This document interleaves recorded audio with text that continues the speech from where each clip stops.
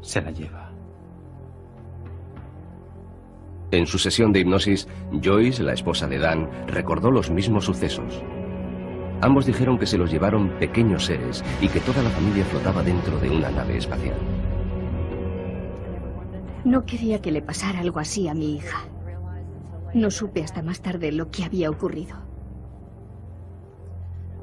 Cuando se la llevaron, no pude hacer nada por evitarlo. Heather tiene ahora 22 años y está casada. Recuerda varios secuestros durante la niñez, en los que se vio obligada a practicar juegos telepáticos con los extraterrestres. ¿En qué consiste el juego? Si elijo el correcto, me dejará ir.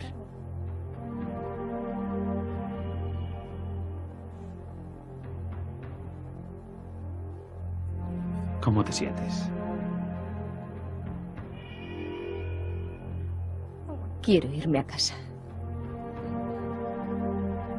¿Y qué te dice él sobre eso? Que si elijo el correcto, podré irme. La familia Arens cree que los extraterrestres, además de inmiscuirse en la vida de su hija, ahora visitan también a uno de sus nietos. Les llama a los amiguitos que vienen a jugar al cuarto. Dijo que quería ver cómo se iba la nave. No puedo decirle que no es real porque es real. Los escépticos dirían que Dan, Joyce y Heather podrían haber creado juntos esa historia antes de las sesiones de hipnosis. En ese caso habrían sabido cómo responder ante las preguntas trampa que les hicimos y las sugestiones que yo les provoqué. Además, hay muchos detalles comparándolos con los datos de otros secuestros. Otra razón que mueve a los investigadores a creer en la sinceridad de los secuestrados es un hecho del que muchos de ellos hablan: la colocación de implantes extraterrestres. Me giró la cabeza hacia la derecha, mientras el ser más alto decía que estuviera tranquila, que no me iba a doler.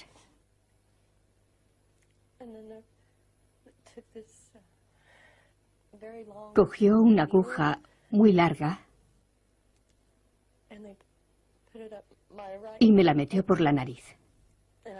Cerré los ojos, oí un chasquido y sentí una gran sensación de calma. Se ha recuperado alguno de estos supuestos implantes. El científico del MIT, David Pritchard, ha examinado la composición de uno de esos denominados implantes en el laboratorio y asegura que no hay ninguna prueba física de actividad extraterrestre. Si no encontramos pruebas físicas, y no las hemos encontrado, habrá que incluir esto en la misma categoría que las hadas, los elfos e historias que relata gente que ha estado al borde de la muerte. Si no, volveremos a los días en que los hombres medicina dirigían la sociedad. Con la ayuda de la hipnosis, Dan logró superar la ansiedad y volver al trabajo. Lo que antes le parecía de fuera de este mundo, forma ahora parte de su vida diaria. Si es como una enfermedad que se produce en la mente de la gente, ¿por qué no hay médicos, o quien sea, intentando buscar un remedio?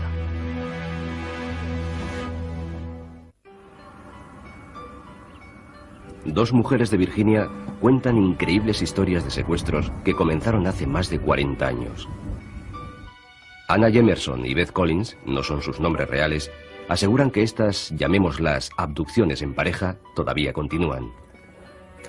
Beth es profesora de equitación, conferenciante y capataz de granja. Trabaja para Anna, propietaria de un rancho dedicado a la cría de caballos y asesora del Servicio Forestal de Estados Unidos. No estoy segura de cuántas experiencias he compartido con Anna. Puede que hayan sido 30 o 40. Y comenzaron cuando éramos niñas.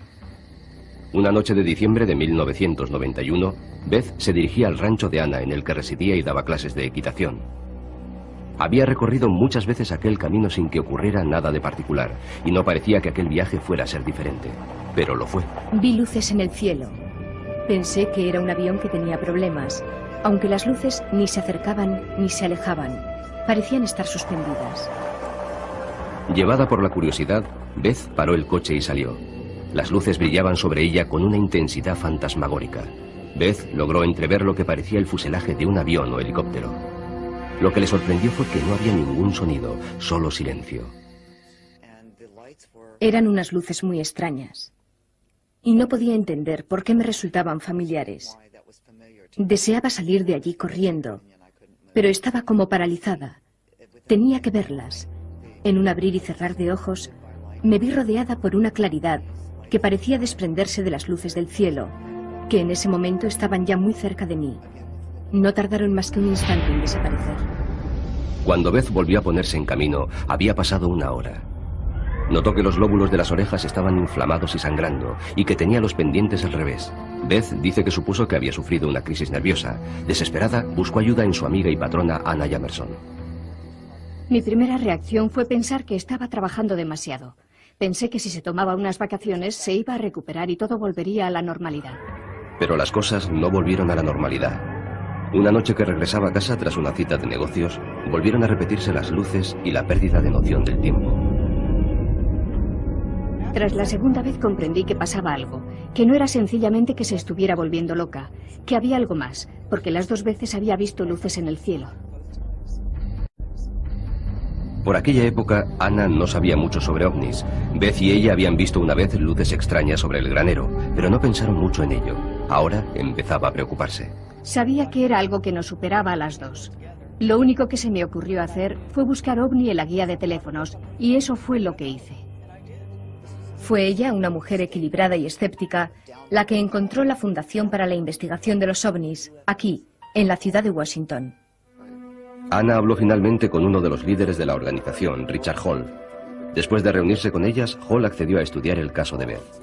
Son muy inteligentes, se expresan muy bien, no son un par de locas, son seres humanos, personas inteligentes con profesiones importantes, son muy responsables. Pensé que vendrían, se entrevistarían con ella y nos dirían, caray, sí, hemos oído que esas cosas pasan. Pasa una vez, es algo estupendo para contar a los amigos, pero nunca vuelve a suceder. Por desgracia, no fue eso lo que nos dijeron. Hall no se definió sobre el caso. Pese a lo que él opinaba, no excluyó ninguna de las razones que podían estar detrás de los sucesos. Tengo una larga experiencia en este tema, la investigación sobre casos de apariciones de ovnis. Hace tiempo que estoy convencido de que recibimos visitantes de algún lugar que desconocemos. Es quizá un primer paso, o tal vez solo estén jugando con nosotros. Hall sugirió a Beth que se sometiera a una sesión de hipnosis. La regresión desató en ella un río de recuerdos. Surgieron también imágenes aterradoras de otras abducciones. Estaba tumbada de espaldas sobre una mesa. Tenía la cabeza sujeta. Vi cómo aquel instrumento bajaba hacia mi cara. No me lo podía creer. Estaba aterrorizada. Cuando me di cuenta de que pretendían sacarme el globo ocular con aquella especie de tridente, no podía creer lo que estaba ocurriendo. Beth asegura que pudo sentir cómo le sacaban el globo ocular de la cuenca y que resultó sumamente doloroso. Los extraterrestres seguían a lo suyo sin prestarle atención. Hicieron algo detrás del globo ocular. Algún tipo de operación. Podía sentirlo, pero por supuesto no podía verlo. Después, no sé cómo, volvieron a colocar el globo ocular en la cuenca. Los relatos de Beth eran inquietantes. Viendo la fuerte reacción de Anna ante ellos, Hall sugirió a Anna que se sometiera también a sesiones de hipnosis. Lo primero que vi ante mis ojos, en la sesión de hipnosis, me hizo gritar. Regresé al momento en que empezaron los dolores de cabeza. Vi unos enormes ojos negros justo delante de mí. Las escenas retrospectivas perturbadoras, los sueños y recuerdos parciales, muchos de ellos referidos a inquietantes actos médicos, son algo típico en aquellos que creen haber sido abducidos. Parecía que me colocaban sondas y algún tipo de inyecciones y que sacaban algo de la parte posterior de mi cabeza, de mi cerebro. Me introdujeron algo por la nariz, me reventaron el tímpano. Tenía agujeros en la cabeza, detrás de las orejas. Me inyectaron cosas a través de las venas de los brazos.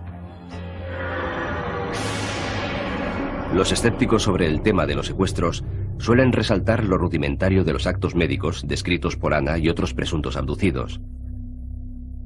¿No es esto una prueba de que son imaginaciones de la mente humana? En todos los casos, Lo que la gente describe son síntesis de su propia experiencia. Ya sabe, los fogonazos de luz, la luz cegadora, el rayo que los eleva, etc. Son cosas que conocen previamente. Una civilización realmente avanzada quizá no actuaría así. Los escépticos se preguntan también por qué iban a invertir los extraterrestres tiempo y esfuerzo en experimentos tan triviales. Si de verdad existieran, no necesitarían raptar a la gente. Podrían saber todo lo que quisieran a partir de la gota de sangre de una persona. En el caso de Beth y Anna, al igual que en el de otras abducciones que hemos investigado en la zona, han aparecido pruebas físicas. Hemos visto marcas características en los cuerpos. Los detractores dicen que las marcas a las que Hall se refiere pueden ser vulgares cicatrices y no son pruebas convincentes de contactos con extraterrestres. De hecho, el propio Hall admite que no hay pruebas físicas que ofrezcan una certeza científica. Hasta los propios abducidos tienen sus dudas. Dudo continuamente de la validez de mis experiencias. Dudo de todo lo que recuerdo, porque la memoria nos puede a veces engañar. No creo probable que vayamos a encontrar pronto esa prueba absolutamente científica, en el sentido estricto de la expresión, que la gente pide. Aún sin pruebas, Beth y Anna aseguran que entre las dos han sufrido más de un centenar de secuestros. Creen que han sido abducidas juntas con frecuencia. Nos ha ocurrido lo mismo en las mismas noches. Cuando nos secuestraban, pasábamos juntas por el mismo programa, pero ha habido veces en que me han secuestrado a mí y a ella no, y viceversa. Otras veces que nos secuestraban juntas y nos separaban durante el experimento, y luego regresábamos también separadas. Juntas o separadas, Beth y Anna dicen que hay algo que parece cierto. Los raptos continúan. La gente que dice haber sido abducida recuerda muchos actos médicos similares. Según Beth Collins y Anna Jamerson, los experimentos incluían embarazos inducidos por los extraterrestres. El sistema para lograr el embarazo era la inseminación, una especie de inseminación. No había contacto sexual. La acción era algo muy parecido a la inseminación. Beth dice que los resultados de la inseminación no tardaban en producirse. Poco después de que me secuestraran, comenzaba a tener mareos por las mañanas. Según Beth, la volvían a abducir y le extraían algo. A partir de ese momento desaparecían los síntomas. Te trataban como si fueras una simple incubadora. Era como si te violaran una y otra vez. Nunca ha habido informes médicos de embarazos anormales en abducidas. Sin embargo, Anna y Beth dicen incluso que han visto con sus ojos ejemplares de estos híbridos humano-extraterrestres. Cuando esa criatura, por así decirlo, nace, te la entregan y te dicen, es tu hijo. Tenía un aspecto mitad humano, mitad uno de ellos. No sentía que fuera mío.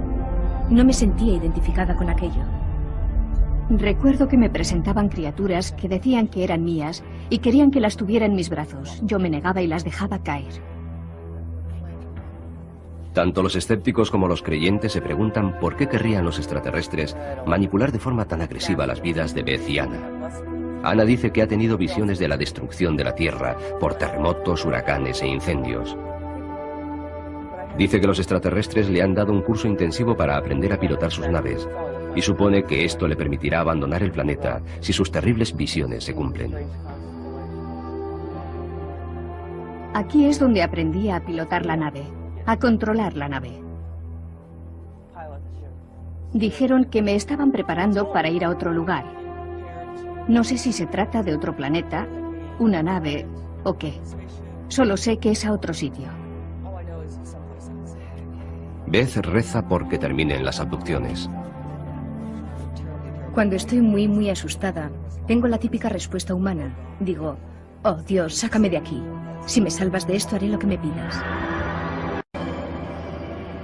Sea cual sea la verdadera naturaleza de la experiencia que describen como abducciones, Anna y Beth son dos más de las muchas personas que en este país y en todo el mundo intentan desesperadamente comprender el misterio que se ha apoderado de sus vidas. Me enfado con ellos, pero quiero saber más. Quiero saber por qué hacen esto. Quiero saber por qué nos hacen esto a mí y a mi familia. ¿Por qué hacen esto a tanta gente? Creo que es más lo que podemos aprender de ellos que lo que debemos temer de ellos. Además, ¿qué vamos a hacer? ¿Escondernos en una cueva y confiar en que no vengan a buscarnos? Incluso aquellos que no tienen relación directa con las abducciones pueden verse atrapados por el misterio. Se sienten tentados por el presentimiento de una realidad nueva. Después de 2 años inmerso en un asunto como este, te sientes tremendamente afectado. Casi todos los días, cuando estoy en la calle, miro hacia arriba deseando que esa luz que veo no sea un avión o la luna. Muchos estudiosos del tema están convencidos de que las abducciones tienen que ser reales, no tienen la menor duda. La gente desaparece sin dejar rastro. Se avisa a la policía, se organizan patrullas de búsqueda, las madres gritan angustiadas ¿dónde está mi hijo? Todo esto forma parte del fenómeno de las abducciones. Además, la gente regresa con marcas en el cuerpo, con cicatrices en el cuerpo que no tenían el día anterior o una hora antes. Los científicos que han estudiado el fenómeno de las abducciones no están convencidos de que sean reales, dudan de muchas de las pruebas. Muchos de esos sujetos presuntamente abducidos presentan cicatrices extrañas, pero en la mayoría de los casos no recuerdan el origen de dichas cicatrices. Otros hablan de implantes, pero cuando se ha extraído alguno de esos implantes, no ha aparecido nada inusual. Considerando la falta de pruebas, aquellos que afirman que los extraterrestres son reales y que hay muchas pruebas físicas de ello, no quieren enfrentarse a los hechos. Se comportan de forma muy irresponsable. Dejando a un lado la naturaleza de las pruebas, el fenómeno de las abducciones desafía la explicación dada tanto por los creyentes como por los escépticos. Por ejemplo, pruebas psicológicas y médicas han demostrado que las personas que dicen haber sido abducidas no son más propensas a las fantasías ni más sugestionables que el resto de las personas. Tampoco padecen más trastornos del sueño ni más problemas de personalidad múltiple. Así que no hay más remedio que regresar al punto del que partimos, los propios abducidos. Hay miles y miles de personas de todo el mundo que afirman haber sido abducidas por extraterrestres. Todas ellas son plenamente conscientes de que hacer una afirmación así es una locura. Todos los humanos que son abducidos por extraterrestres sufren un trauma grave. Mi opinión acerca de los abducidos era, si se me permite la expresión, que estaban locos como cabras. Ahora siento mucha más compasión y respeto por lo que están pasando. No creo que estén locos como cabras. Al mismo tiempo, no puedo decir que crea con toda sinceridad que han sido secuestrados por extraterrestres. El físico Lederman no opina así. Para él, el hecho de que se hable de abducciones por extraterrestres es un síntoma de la urgente necesidad de información científica que hay en nuestra cultura. Hace que redoble mi esfuerzo por introducir la educación científica en los parvularios, primer ciclo, segundo ciclo, todo el proceso hasta la enseñanza secundaria. Creo que es fundamental elevar el nivel de comprensión científica del ciudadano medio. Sé lo que he visto. Y no hay nadie en este mundo que me pueda decir que no he visto lo que he visto. Los he visto, los he tocado, he estado con ellos.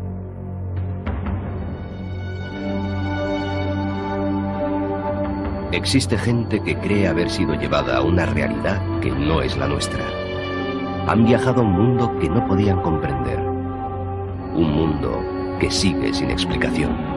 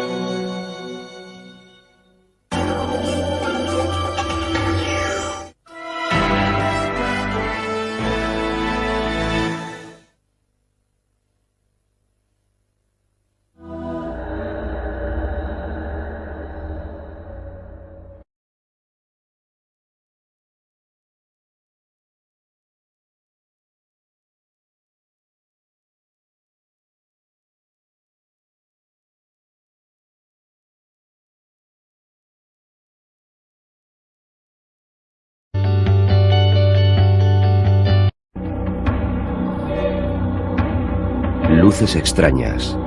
Sensación de vacíos de tiempo. Recuerdos de seres extraterrestres. Los raptos por parte de extraterrestres son uno de los fenómenos más desconcertantes del siglo XX. A veces se les llama encuentros en la cuarta fase. Y se dice que ocurren cuando alienígenas trasladan humanos a un ovni. Durante los últimos 30 años ha habido cientos y cientos de sucesos que piden a gritos una explicación. Un leñador afirma que seres del espacio le raptaron en el bosque y le volvieron a dejar junto a la carretera 5 días más tarde.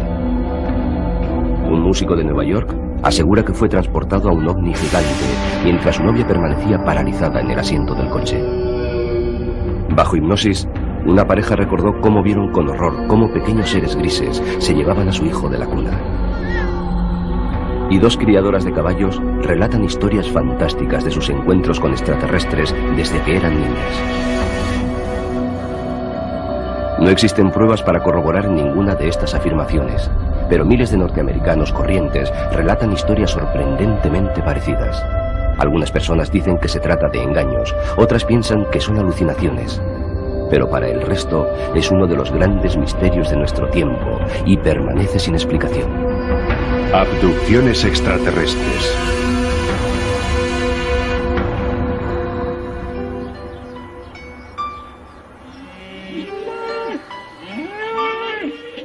Uno de los casos más famosos y controvertidos ocurrió cerca de Snowflake, Arizona, el 5 de noviembre de 1975, en una época en la que había pocos casos declarados de rapto por extraterrestres. La vida del leñador Travis Walton jamás volvería a ser la misma. Esta es su historia. Había sido una jornada larga y dura. Acabábamos de terminar el trabajo. Estaba cansado y deseando ponerme en camino a casa. La cuadrilla había trabajado hasta después de la puesta del sol, con la esperanza de completar antes de la primera nevada el trabajo que su jefe, Mike Rogers, había contratado. Travis, Mike y 5 leñadores más subieron en la camioneta. Regresaban en ella a la ciudad cuando, según cuentan, sucedió algo muy extraño. Lo vimos nada más pasar los árboles que estaban entre nosotros y aquella cosa. Flotaba en el aire a menos de 30 metros de distancia. Fue... no sé cómo decirlo. Rebasamos los árboles y allí estaba. Ver aquello te dejaba atontado. Él fue el único en salir de la camioneta. Yo no tenía intención de salir. Al principio me comporté como un fanfarrón. Pensaba que aquello se iba a marchar antes de que me acercara. Pero cuanto más me acercaba, más comprendía que no se iba a mover. Empecé a pensar que aquello no era una buena idea. Le grité para que regresara. ¿Qué demonios haces? Aquello parecía peligroso. Decidí que lo mejor era irme de allí corriendo. Me giré y algo me golpeó. Salió algo del fondo de aquella cosa y le golpeó en la cabeza y en la zona del pecho. Era algo parecido a una explosión de luz. No sé lo que sucedió después. Perdí por completo el sentido. A sus compañeros les entró el pánico y huyeron dejando a Travis inmóvil en el suelo. Cuando regresaron algunos minutos más tarde, la nave extraterrestre había desaparecido. Comenzaron a buscar a Travis. Éramos leñadores, tipos duros, o al menos eso pensábamos. Cuando bajamos de la camioneta nos juntamos en una piña frente a las luces del vehículo y comenzamos a buscar a Travis. Íbamos pegados unos a otros muertos de miedo. Yo tenía tanto miedo que sentía náuseas. No lograron encontrar a Travis. Al día siguiente, su historia apareció en todos los periódicos. Los habitantes de la ciudad organizaron patrullas de búsqueda y peinaron grandes extensiones del bosque en busca de Travis. Cuando la búsqueda no reveló ningún indicio sobre su paradero, el sheriff Marlin Gillespie sospechó que se trataba de un engaño. Estaba más inclinado a creer que se trataba de algún tipo de delito violento. Pensaba que alguno acabaría por irse de la lengua y contar qué había ocurrido. Los cotilleos de la ciudad apuntaban hacia Mike Rogers y los miembros de la cuadrilla. Para limpiar sus nombres decidieron someterse a la prueba del polígrafo. 5 de ellos superaron la prueba. El resultado del sexto se calificó de no concluyente. Travis dice que 5 días después de su desaparición, despertó junto a la carretera a pocos kilómetros del lugar donde se había desvanecido. Se acercó tambaleando hasta un teléfono y llamó a casa. Cuando me enteré de cuánto tiempo había pasado, me quedé tan sorprendido que estuve como en estado catatónico durante un rato.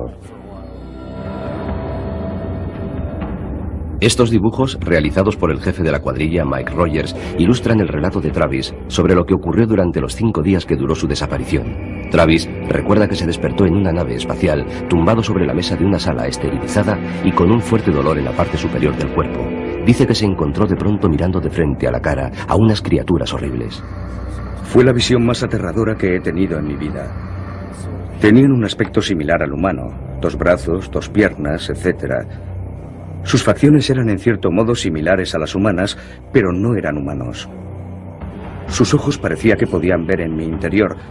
Mostraban una cierta indiferencia hacia mí que me producía pánico.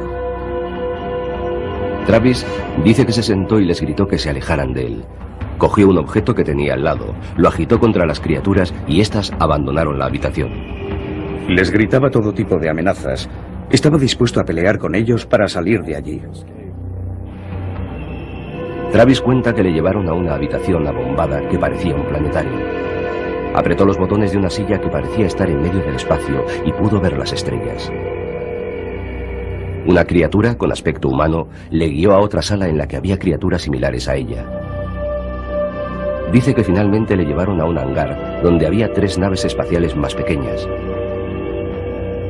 Dios mío, recuerda que pensó, puede que la Tierra esté a millones de kilómetros. Durante los más de 20 años que han pasado desde el presunto rapto extraterrestre, ninguno de los leñadores ha cambiado su versión sobre los hechos, pese a la presión de los medios de comunicación y las ofertas económicas a cambio de una confesión.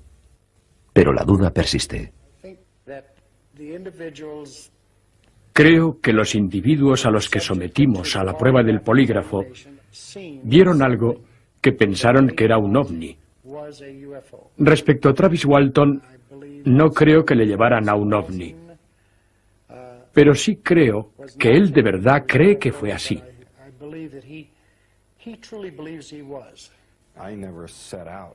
No empecé con esto para conseguir fama ni darme a conocer. Cuando regresé, la noticia se conocía en todo el mundo. El anonimato habría sido imposible.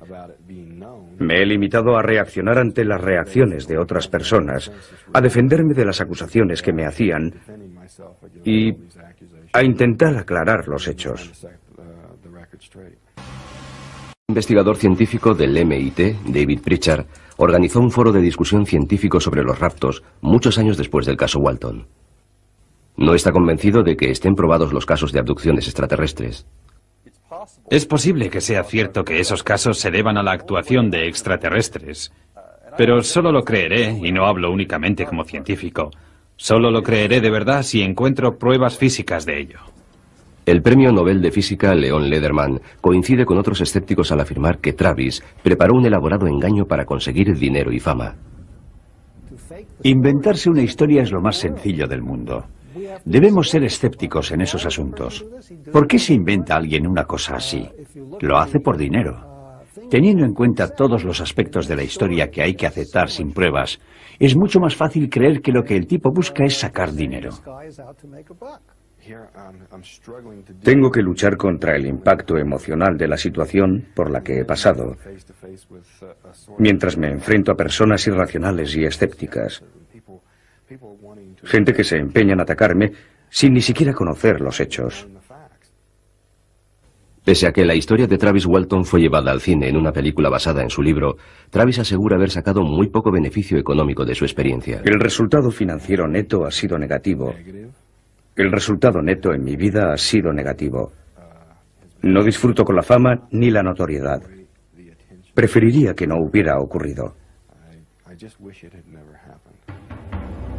Travis sigue convencido de que su experiencia fue real. Al argumento de que no existen pruebas empíricas de que ocurriera, Travis responde que tampoco las hay de que no ocurriera.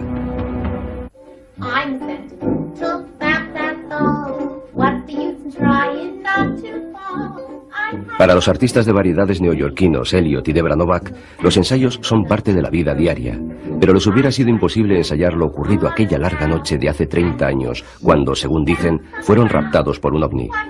Están comenzando a aceptar todas las implicaciones de su historia, unas veces con temor y otras con asombro. Recuerdo que pensaba, si quieren llevarnos, vayámonos con ellos. Guardo una memoria clara de lo ocurrido porque me sentí decepcionado cuando terminó. No me sentí aliviado cuando acabó. Quería que la experiencia continuara, pero me encontré de vuelta en Nueva York. El productor de televisión, escritor y artista de variedades, Elliot Novak, y su novia, la artista de variedades, Debra Stuner, terminaron su actuación en el Grossinger's Resort Hotel de Catskill Mountains a las 11 de la noche del 23 de agosto de 1984. Tardaron pocos minutos en hacer las maletas y ponerse en camino hacia la ciudad de Nueva York. Tomaron la carretera 17 dirección sur. En circunstancias normales, el trayecto dura unas 2 horas. Aquella noche, sin embargo, las cosas no fueron como de costumbre. Elliot miró hacia arriba y vio un grupo de luces parpadeantes.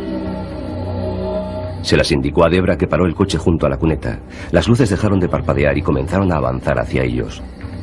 Solo entonces se dieron cuenta de que se trataba de 3 luces situadas en los extremos de un oscuro y enorme objeto metálico de forma triangular. Elliot realizó estos dibujos para explicar lo que habían visto.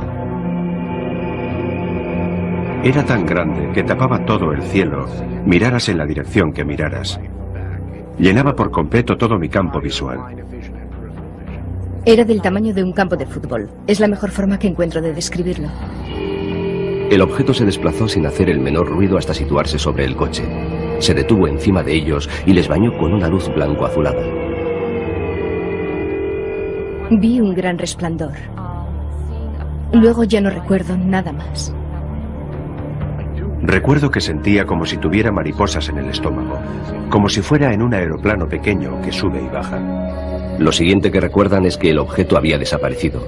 La puerta del copiloto estaba abierta y Elliot tenía las piernas fuera. Pero había algo mucho más desconcertante. Me puse en pie y me subí los pantalones. No tenía ni idea de por qué tenía los pantalones bajados, ni por qué tenía las piernas fuera del coche. Debbie y yo no nos dijimos nada. Nos limitamos a continuar el viaje. Llegaron a Nueva York 1 hora y media más tarde de lo habitual. A la mañana siguiente, Elliot despertó sintiendo un extraño dolor en la entrepierna. Las consecuencias fueron que al día siguiente tenía dolorida la parte inferior. Sentía molestias en las piernas, los muslos y la entrepierna. Aquella mañana oriné sangre. Nunca antes me había ocurrido y nunca me ha vuelto a ocurrir. Curiosamente, un artículo publicado al día siguiente en el New York Times daba detalles sobre declaraciones de avistamientos de un ovni similar por miles de residentes del Valle del Hudson. Todos afirmaban haber visto un triángulo gigante con luces en el cielo de verano. El profesor de ciencias y escritor, Philip Imbroño, dice que él también vio la nave espacial triangular. Ha reunido más de 7.000 declaraciones sobre avistamientos en la zona. De ellas, más de 175 hablaban de abducción. El número de casos que ofrecen datos aceptables, me refiero a los de personas que no buscan publicidad, que han pasado un examen psicológico, etc. El número de esos casos en el Valle del Hudson es sorprendente. Supera los 175. No sabía nada sobre raptos. No sabía nada sobre naves extraterrestres. Así que fue después de que ocurriera cuando empecé a pensar que me habían llevado a una nave extraterrestre. En 1984, Elliot y Debra estaban seguros de que era un ovni lo que habían visto cerca del Grossinger's en Catskill. Pero hasta febrero de 1997, 13 años más tarde, no empezaron a pensar en la posibilidad de formar parte de aquellos que habían sido secuestrados en el Valle del Hudson. Todo comenzó cuando un amigo entregó a Debra un ejemplar de Vacíos de tiempo, escrito por el investigador del fenómeno ovni, Bud Hopkins. Empecé a leerlo y ya no pude parar. Pasé la noche despierta leyendo. Encontré muchas similitudes con cosas que habían sucedido en mi vida, no solo la experiencia de Grossinger, sino muchas otras cosas. Hopkins, que desde 1975 ha investigado más de 600 casos de abducción, accedió a ayudarle sugiriendo la hipnosis para hacer aflorar experiencias que puede que ocultaran en su inconsciente.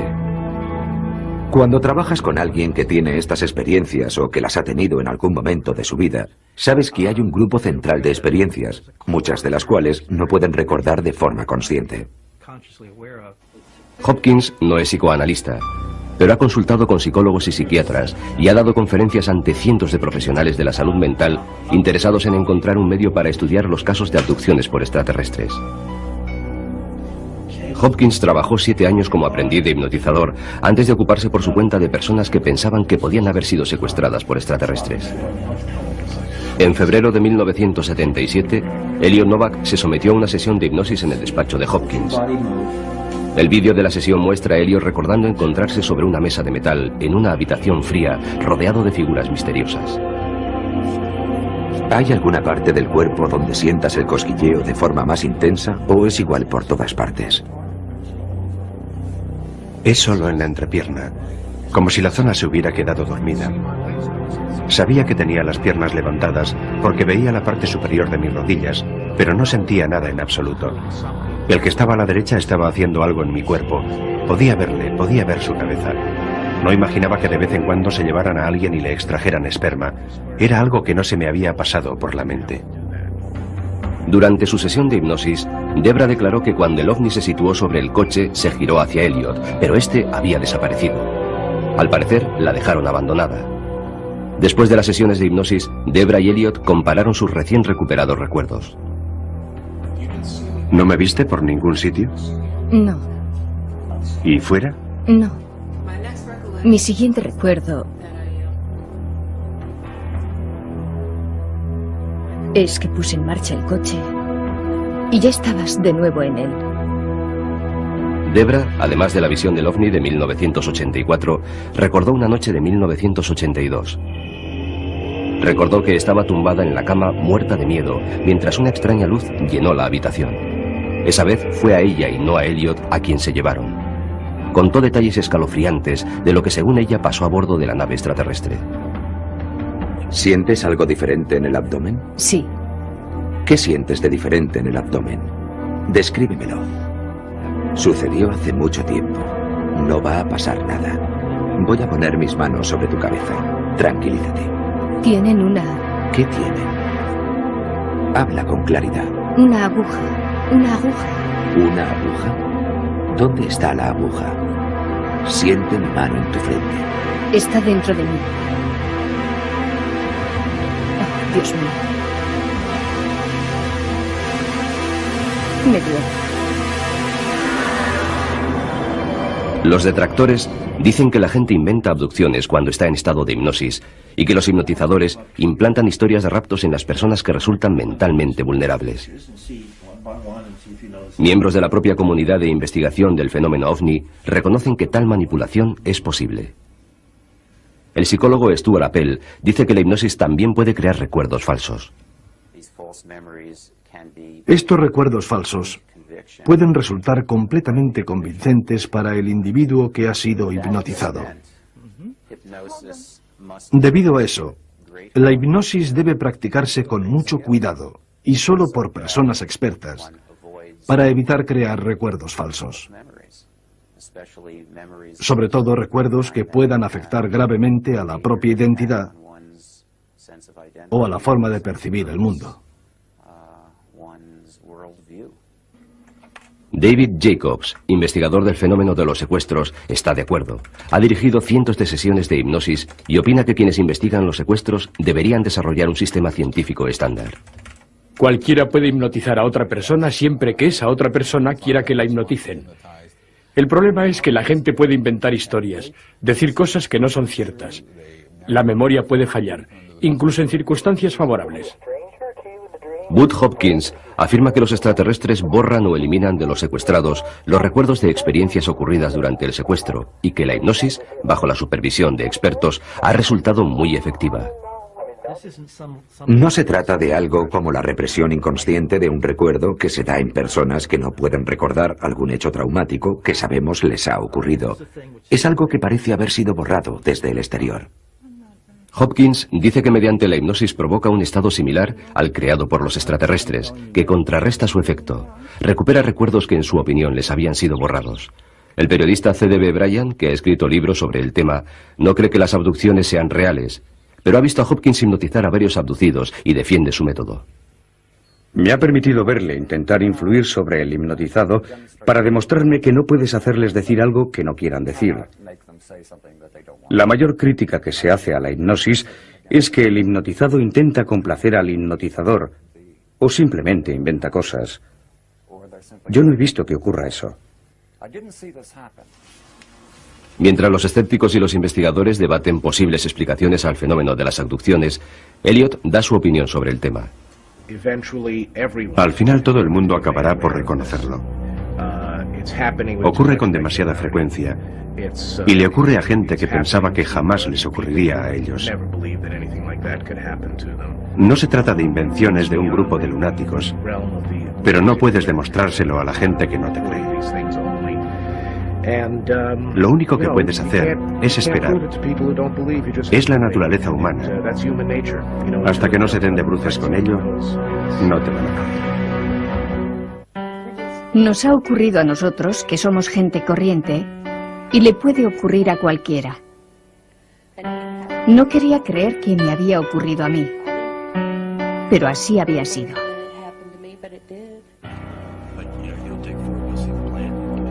Joyce Arens y su familia piensan que lo que les ocurrió no fue un incidente aislado. Un estudio sumamente controvertido dirigido por Roger Paul sugiere que cientos de miles, quizá millones de norteamericanos tienen recuerdos que denotan que pueden haber sido abducidos por extraterrestres. Los investigadores del fenómeno creen que estos secuestros se producen generación tras generación, tal como asegura esta familia de West Plains, Missouri. Su historia comienza una noche de otoño de 1976 en la supuesta seguridad del hogar. Recuerdo que estaba tumbado, descansando. Abrí los ojos y vi en el techo una luz roja brillante. Era algo parecido a una aurora boreal. Dan y Joyce cuentan que, salvo por la extraña luz, que dicen tenía entre metro y medio de diámetro, la habitación estaba a oscuras. Dicen que flotaba sobre la cuna que había a los pies de su cama y en la que dormía su hija de 1 año, Heather. Dan dice que cuando intentó levantarse, descubrió que estaba paralizado. Es la sensación más aterradora que he sentido en mi vida. No podía moverme. Le gritaba que me ayudara porque no podía moverme. No sabía que él también estaba paralizado. Cuando por fin pudimos sentarnos en la cama, pregunté, ¿qué demonios ha sido eso? El incidente pareció durar tan solo un instante. La niña estaba en la cuna con aspecto aturdido pero ilesa. Dan y Joyce pensaron que habían compartido una pesadilla. Lo pensaron hasta 1992, 16 años después. Dan, técnico informático, estaba al teclado del ordenador cuando de pronto le entró el pánico. Pensé que se trataba de un ataque al corazón. Empecé a sudar y me silbaban los oídos. Sentía mucha presión en la cabeza. Dan acudió de inmediato a un hospital, donde los médicos le examinaron y le hicieron radiografías. A la vista de los resultados, diagnosticaron que Dan sufría un ataque de ansiedad y le enviaron de vuelta a casa. Pero los síntomas persistían. Era terrible verle en aquel estado. Estaba tan asustado que no podía salir de casa. Tras 6 semanas de terror continuo, Dan se sentó frente al televisor intentando relajarse. Emitían una película que trataba sobre abducciones. Dan sintió como una revelación.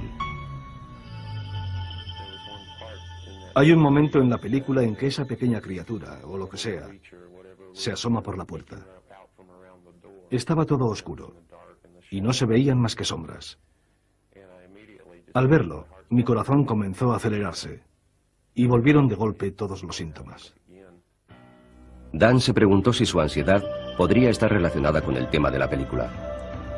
Más tarde, en otro programa televisivo sobre secuestros por extraterrestres, vio una entrevista con John Carpenter, director nacional de investigación de abducciones para la Mutual OVNI Network. Dan contactó de inmediato con Carpenter para que le ayudara. En aquella época sufría un ataque de pánico. Tenía pesadillas y visiones de esos seres, pero no entendía lo que pasaba. Necesitaba ayuda. Dan accedió a grabar una sesión de hipnosis dirigida por Carpenter. Durante la sesión, revivió la famosa noche de 1976, la noche en que vio la luz sobre la cuna de su hija. Esta vez, en estado de hipnosis, recordó más cosas. Se recordó encogido en la esquina de la cama, viendo cómo un ser extraterrestre se llevaba a su hija Heather de la cuna. Se acercó a la cuna. ¿Se acercó a la cuna? La sacó de la cuna. No me puedo mover. No te puedes mover. No tienes control sobre lo que está ocurriendo, ¿verdad? No.